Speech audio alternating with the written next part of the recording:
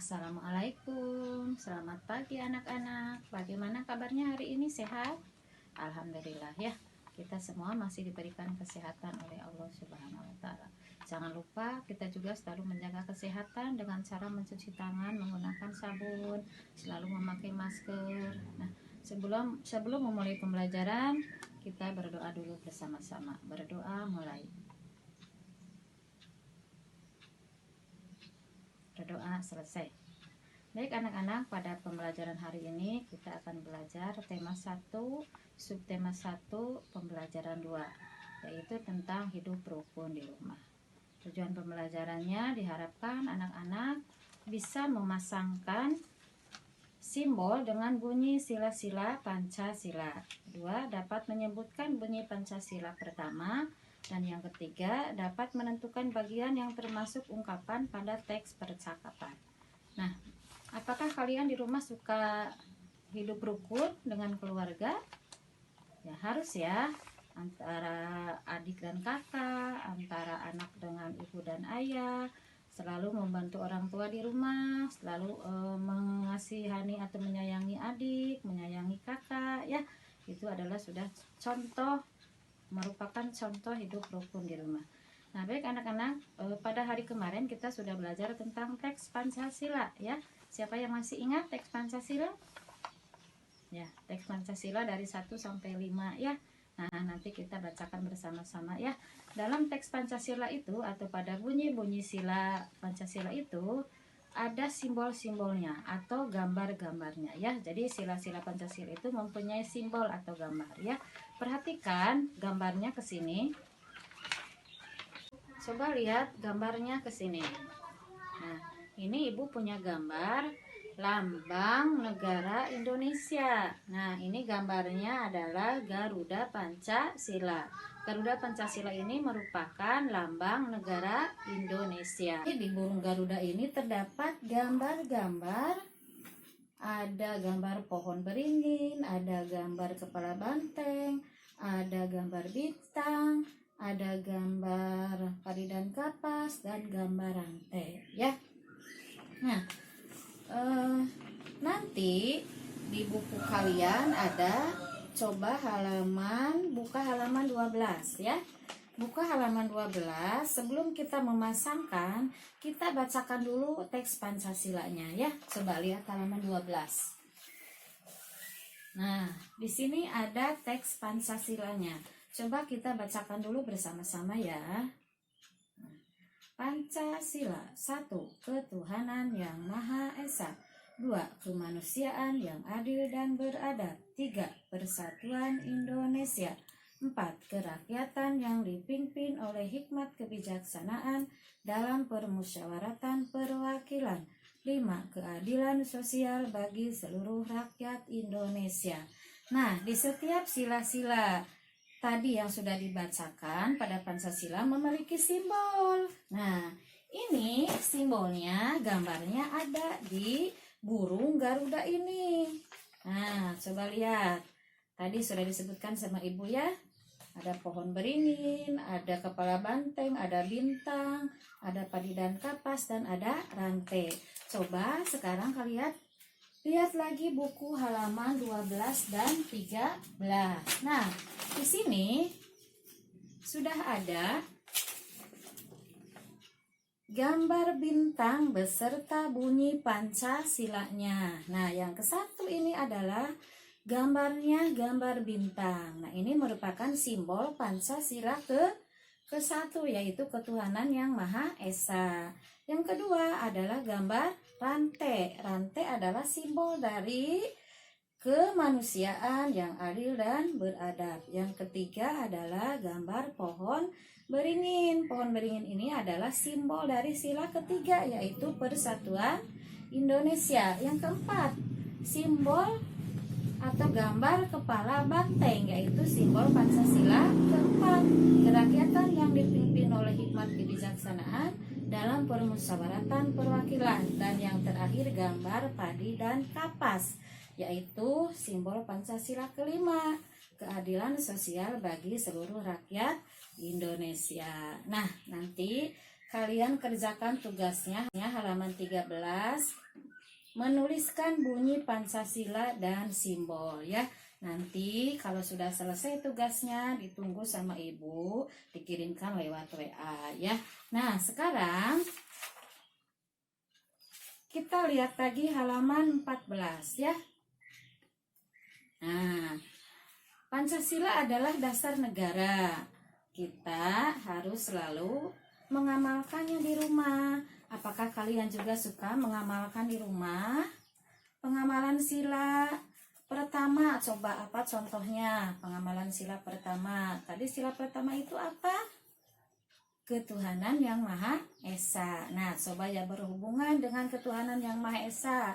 Contoh kegiatannya apa? Siapa yang tahu? Ya. Nah, sekarang contohnya ada di dalam buku tema. Coba lihat halaman 14. Nah, di sini ada gambar-gambar kegiatan ya. Ada yang sedang sholat berjamaah, ada yang sedang berdoa sebelum makan, ada juga ini yang agama Kristen mau beribadah, ada juga yang beragama Hindu, Buddha, dan Konghucu ya. Di setiap agama juga pasti ada beribadahnya ya. Dilihat dari kegiatannya ini semuanya bersama-sama mengerjakan ibadah karena ini merupakan cerminan hidup rukun ya.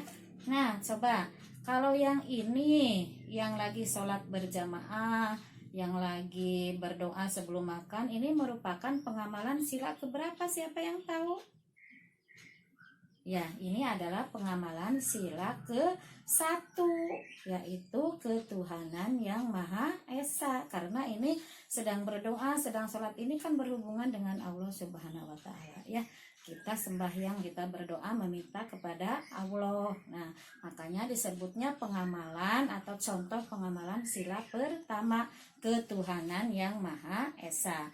Nah, dalam hidup rukun juga tidak selalu dalam kegiatan beribadah atau berdoa. Hidup rukun juga bisa dilaksanakan sehari-hari di rumah dengan kakak dan adik. Contohnya, adiknya mau minjam buku, mau meminjam mainan, dikasih ya, diperbolehkan supaya kita hidupnya jadi rukun, tidak ada pertengkaran ya.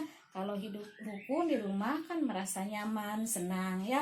Contohnya, coba lihat lagi bukunya halaman 15. Nah, Udin ingin meminjam buku milik Mutiara. Mutiara dengan senang hati meminjamkannya. Oh ya, Mutiara juga kan sudah contoh hidup rukun. Dia meminjamkan bukunya terhadap Udin. Nah, di sini ada percakapan anak-anak. Coba sekarang dilihat dulu percakapannya, dibaca dulu ya. Ada percakapan antara Udin dan Mutiara.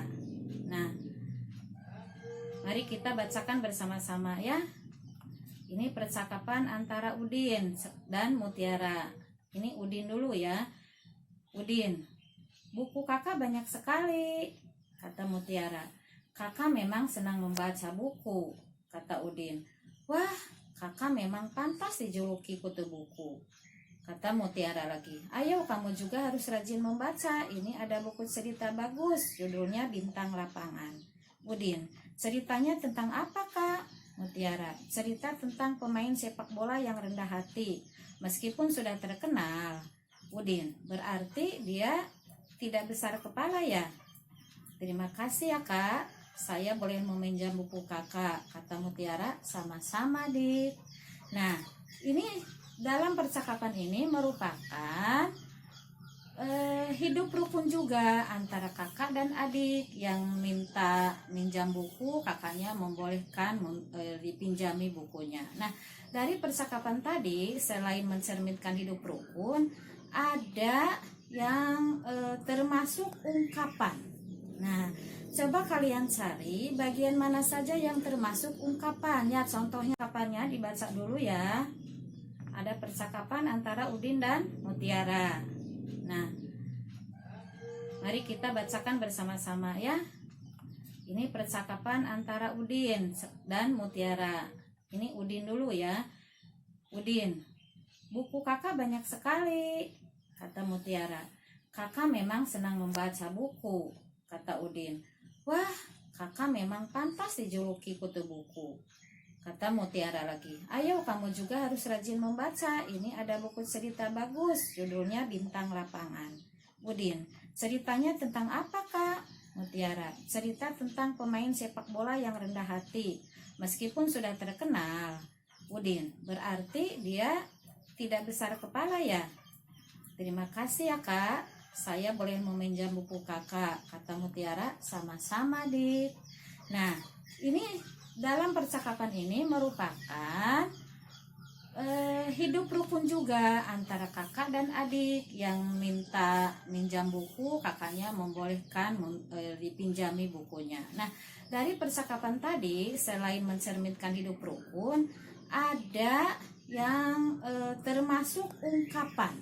Nah, coba kalian cari bagian mana saja yang termasuk ungkapan. Ya, contohnya tadi ada yang kutu buku. Nah, kutu buku merupakan ungkapan. Coba siapa yang tahu arti kutu buku? Di percakapan juga sudah dituliskan ya. Tadi udah dibaca sama ibu dan kita bersama-sama sudah membaca. Artinya kutu buku itu senang membaca buku atau rajin membaca buku. Di sini di percakapan masih banyak lagi ya ungkapan.